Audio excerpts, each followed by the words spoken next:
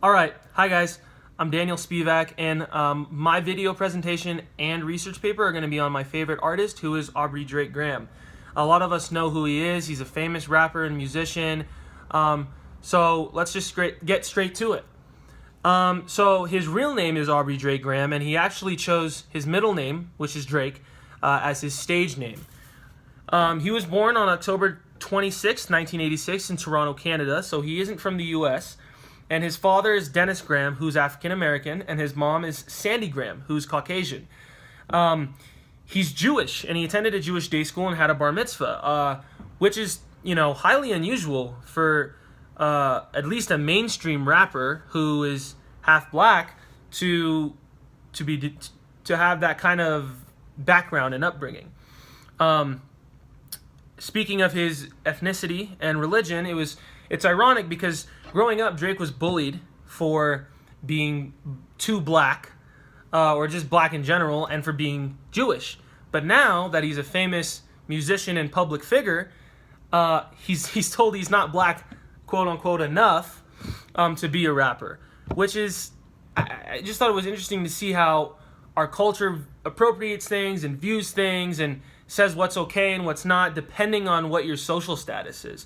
So that's a little bit of a side note, but it has to do with Drake and how he was brought up and who he is.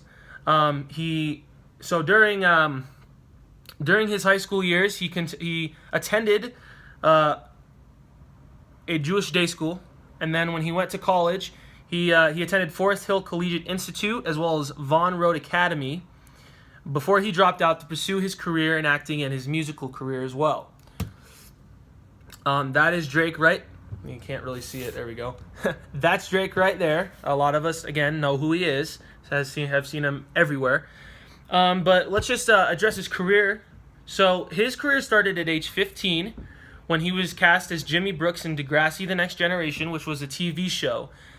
And he appeared in a total of 145 episodes until 2007.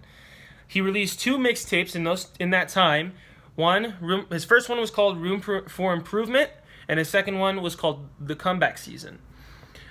He became the first Canadian unsigned rapper to have a music video featured on BET with the song Replacement Girl in 2007, which also featured Trey Songz. He later sampled the song Man of the Year by Briscoe, Flo Rida, and Lil Wayne while adding his own verse and retaining Wayne's.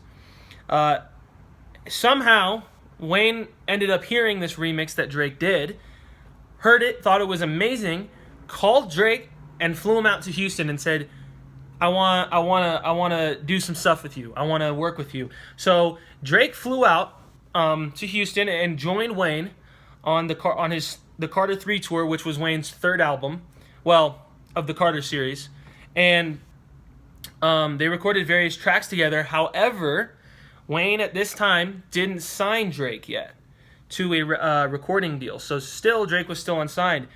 So he then released his third mixtape, which was called So Far Gone, for free through his independently formed label called October's Very Own, or OVO Sound. It certified gold it was certified gold in the Recording Industry Association of America and was soon re-released as an EP with only 4 of the original songs remaining on it, and he also added a few more songs to it as well. As a result of this success, Drake became the center of a bidding war from various record labels. It's often been referred to as one of the biggest bidding wars in the recent decade, in recent history, for a musical artist. But on June 29th, 2009, Drake did sign with Young Money Entertainment, which is Lil Wayne's record label. On June 15th, 2010, Drake's first album, entitled Thank Me Later, became the top-selling album by any artist in 2010. Later that same year, Drake announced his next album would be entitled Take Care and would be vastly produced by Noah 40 Shabib, who is a longtime friend of Drake's and still to this day, does a lot of Drake's production on his music. He also said that he was going to take more time on this album, and that's why it was called Take Care. He felt like his last album, his first album, Thank Me Later, was rushed. He didn't have the time he wanted to really sit down, listen to it, think I should, should I change a verse? Should I change this? Whatever. It was rushed, just put out, boom. So that's why he called it Take Care, his second album, because he was able to take care of it and make it perfect in his eyes. And it was released November 15th, 2011, and became certified quadruple platinum in 2016, and it received a Grammy for the Best Rap Album of the Year. As a result of... we're going to listen to one of his songs right here. This was a big hit at the time with Rihanna. It's called Take Care, off of the album Take Care.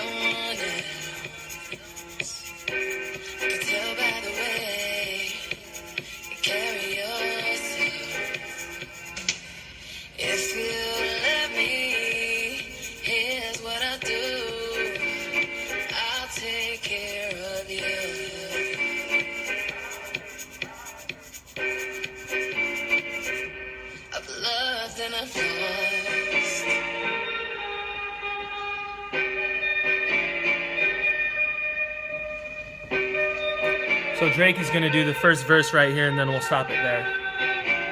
This is him. I've asked about you and they told me things, but my mind didn't change. I still feel the same. What's a life with no fun? Please don't be so ashamed. I've had mine, you've had yours. We both know. We know. They don't get you like I will. My only wish is I die real, cause that truth hurts and those lies heal. And you can't sleep thinking that he lies still, so you cry still. Tears all in the pillowcase. Big girls, I'll get a little taste out. Pushing me away, so I give a space out. So anyway, that's a little snippet of one of his songs off of that album. His third studio album was entitled Nothing Was the Same, and it was released September 24th, 2013. And he also released If You're Reading This Is Too Late, with no prior announcement, as a surprise on February 12th, 2015. This personally is my favorite album or whatever. He called it a mixtape, but this is definitely my favorite album, for lack of a better term of reference, that Drake's put out. I liked every single song on that album. There's not one song I don't like. Drake and Future, who is another rapper, also collaborated on a mixtape entitled What a Time to Be Alive, which was recorded in less than 1 week in Atlanta, which is just mind-blowing. Like, just 1 week, and he also released that in 2015. Then he released his fourth studio album entitled Views on April 26, 2015, and it received double platinum status in the U.S. He also released what he called a playlist of original music entitled More Life on March 18th, 2017. So starting with Views and then on to More Life, Drake started to change a little bit of his sound a little bit. He's gone into a lot more Jamaican dance hall type of stuff, which at first I was a little skeptical of, but I'm actually loving it now. He still has, the flow of some of his old stuff, but he's definitely growing as an artist, which I think is great. And on January 20th, 2018, Drake released a mini EP entitled Scary Hours after most of the songs were released. Or leaked, I should say. Sorry. There were only 2 songs in this mini EP. Both of them had almost been fully leaked. So he just decided he was going to release it. So, yeah. Let's listen to one of his hit songs off of Views. This is called Hotline Bling. Very big song. Different change of sound for him as well. This is off of the Views. You used to call me on my cell phone. Late night when you need my love. Call me on my cell phone. Late night when you need my love. And I know when that hotline blink, that can only mean one thing. I know when that hotline blink, that can only mean one thing. Ever since I left the city, you. And that's it. All right. So, thank you. And that's my video presentation on my favorite artist, Aubrey Drake Graham.